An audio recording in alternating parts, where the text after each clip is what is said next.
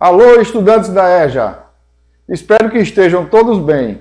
Meu nome é Gustavo Leite e sou professor de Educação Física e vamos ter mais uma aulinha falando de jogos. Vamos lá?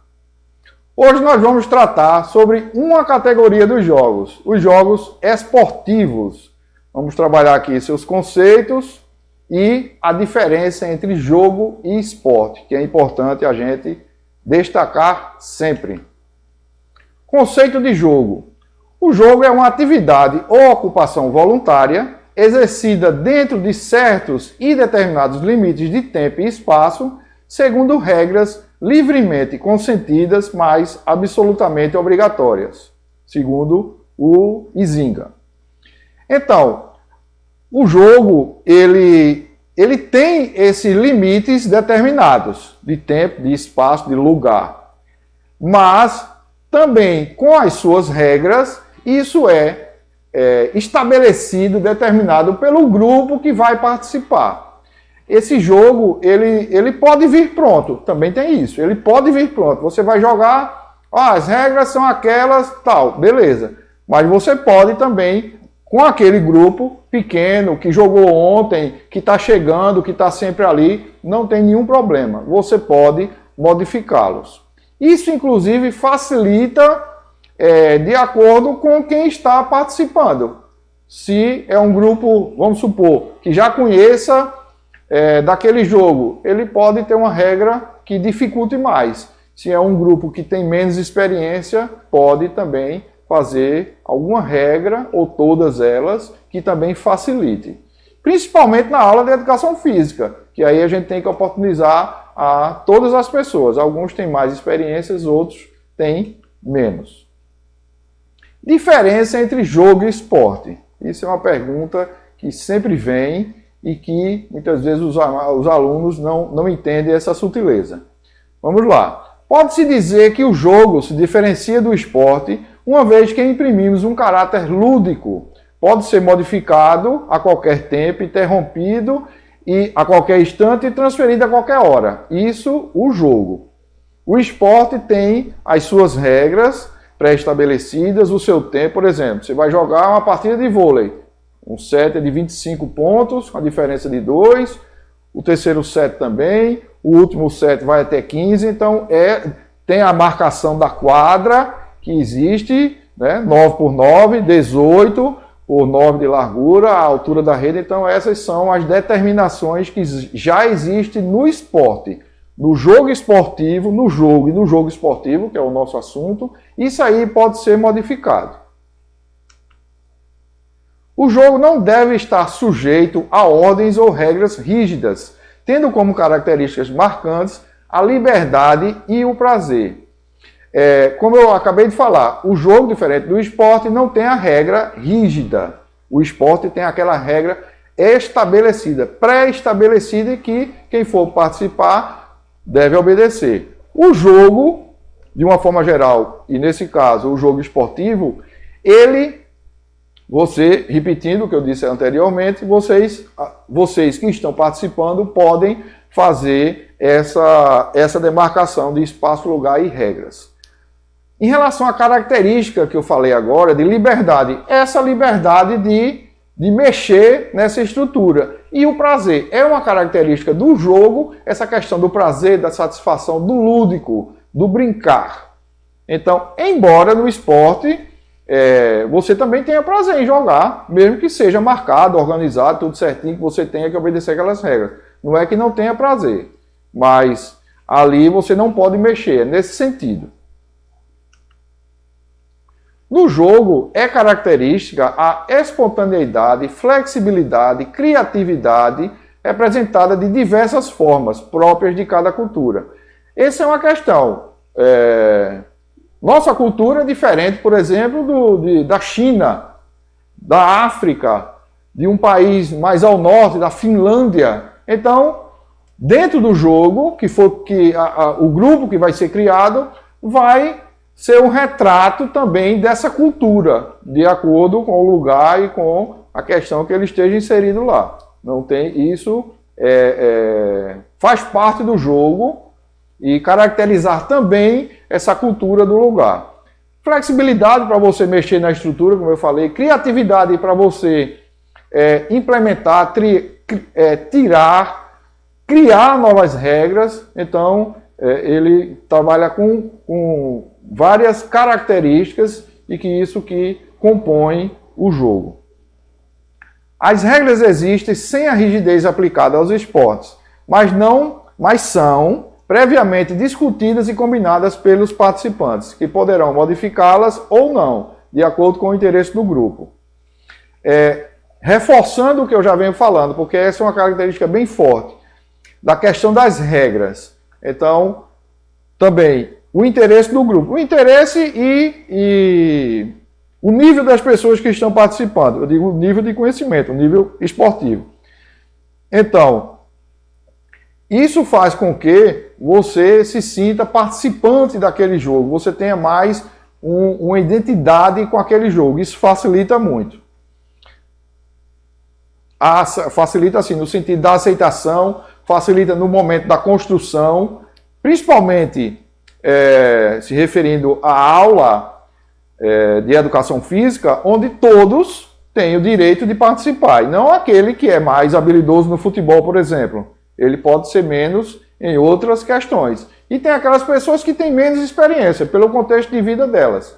Mas aí, todas elas, na aula, elas têm que ter validado pelo professor naquele momento, conduzido, organizado pelo professor, a sua participação, seja na discussão das regras, na opinião, ajudando a criar e ajudando a participar, seja de uma forma, de outra, numa posição, no outro canto, mas que o professor também esteja atento a isso.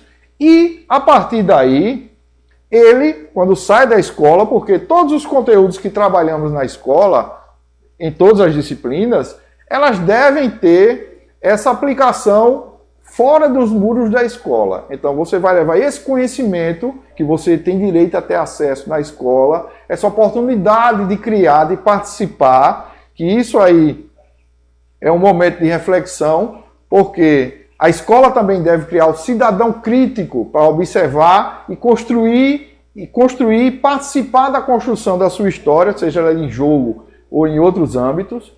Mas, enfim, ele quando chegar no ambiente dele, com os amigos, na rua, até os próprios familiares, em qualquer ambiente, ele vai se reportar aquela experiência da aula de educação física. Ó, pessoal, eu tenho uma ideia. Ah, não, isso aqui... Não, mas espera aí, entenda a minha ideia, escute, vamos ver. Então, essas posturas, ele deve ter, o professor deve viabilizar isso, coordenar isso na aula e também levantar esse ponto falando ao final da aula, aquela reunião que a gente faz, para tratar e evidenciar esses pontos para que fique bem entendido e que todo mundo participe. E também ressaltando que as regras são, como eu li aqui, elas são previamente discutidas. Então, embora elas são discutidas, começa o jogo. Durante o jogo também podem, parou, vamos modificar, isso não está dando, também acontece bastante. Isso não está dando certo, por qualquer que seja o motivo. Vamos modificar, sugestões. O professor também pode fazer intervenção. Eu sugiro isso, o que é que vocês acham? Ou vamos fazer assim e ver o que acontece. Então tem diversas formas de se chegar nesse ponto e a dinâmica é essa, de ir construindo. Jogos esportivos. O que a gente estava falando era de jogos de uma forma geral, mas os jogos esportivos. Os jogos esportivos são jogos que se assemelham aos esportes oficiais, porém não possuem regras institucionalizadas por federações e confederações. Sendo assim, as exigências quanto ao número de participantes, forma de jogar, materiais e espaços são flexíveis. Ou seja, você pode pegar o futebol, o futsal, você pode jogar numa área, eu mesmo, assim, de experiência pessoal, eu já joguei futebol no corredor da minha casa. Eu já joguei vôlei no quintal, que era só um quadradinho acho que de 1 metro o espaço. O cabo de vassoura era a rede. Então essas adaptações inclusive pode ser com bolas diferentes, não tem que ser jogar basquete, tem que ser com a bola de basquete. Se você não tiver, se na sua escola, na aula, naquele momento não tiver, ou você brincando com seus amigos na rua, jogando em qualquer espaço, se não tiver. Então, o jogo ele tem essa flexibilidade para você construir e reconstruir. Através dos jogos esportivos, podem ser tratados os fundamentos e as ações técnico-táticas presentes nos esportes.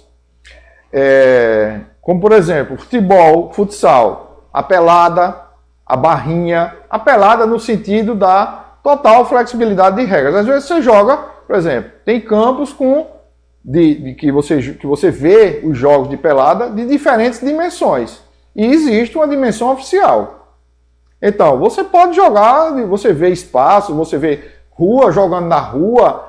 A barrinha que eu digo, para quem não está se lembrando, a barrinha é aquela barrinha que, como o próprio nome diz, é uma barrinha pequena. Ela pode ser de ferro, construída, que tem aquele formato da barra grande, ou pode ser, se o chão for de terra e puder, muitas vezes coloca 2 pedaços de madeira, coloca pedra, enfim, isso é uma adaptação, isso é a materialização do jogo esportivo, usando as ações técnico-táticas, defesa, ataque, a troca de passes, vai lá, você chuta, cabeceia, tudo que se faz no jogo, só que dessa forma adaptada, criada e ali desenvolvida, combinada, como vai ser aí o jogo, as regras, enfim, o tempo.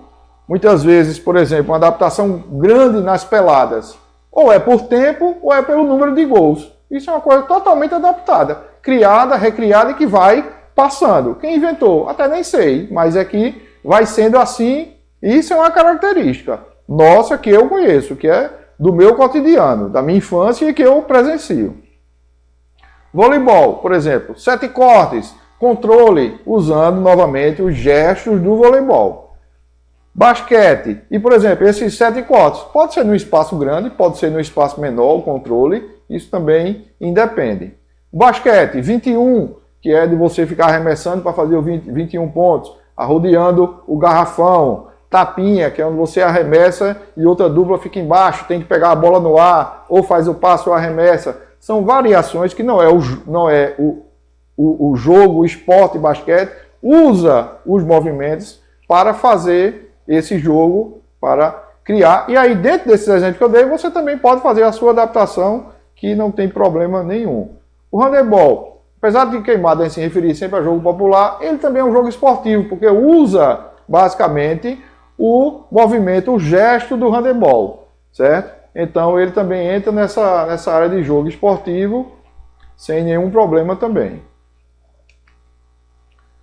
Os jogos esportivos trabalhados na escola possibilitam condições favoráveis para o desenvolvimento de capacidades físicas, cognitivas, morais, sociais e políticas, evitando restringir a possibilidade de formação de atletas nas aulas de educação física para serem encaminhados ao treinamento.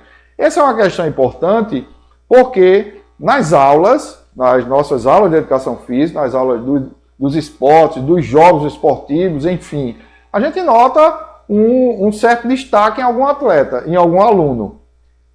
Ele vai ter privilégio? Não. Na aula, como eu já falei, que todo mundo sabe, aliás, na aula, todos os alunos têm direito a participar, por exemplo, do jogo, o mesmo tempo que aquele mais habilidoso tem de participar, o outro que tem menos experiência pelo contexto dele tem de participar. Não é para isso a referência, mas que a partir dessa visualização de que se destaca nesse ou naquele tipo de movimento ou mesmo esporte, através da prática dos jogos esportivos, o professor pode orientá-lo e encaminhá-lo, às vezes na própria escola, às vezes num clube, para o treinamento. A aula de educação física, ela não é para o treinamento, a formação de equipes, certo? Aí é para oportunizar que todos participem e que tenham acesso a vários conteúdos.